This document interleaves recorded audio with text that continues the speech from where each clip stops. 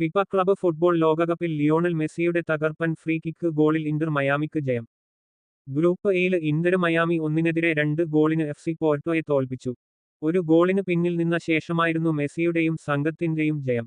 Lionel മെസ്സിയായിരുന്നു Inter Miami FC Porto മത്സരത്തിലെ ശ്രദ്ധാകേന്ദ്രം. എന്നാൽ കിക്കോഫായി 8-ാം മിനിറ്റിൽ മയാമിയെ ഞെട്ടിച്ച് പെനാൽറ്റിയിലൂടെ പോർട്ടോ മുന്നിലെത്തി. സാമു അഗീഹോവയുടെ വകയായിരുന്നു ഗോള്.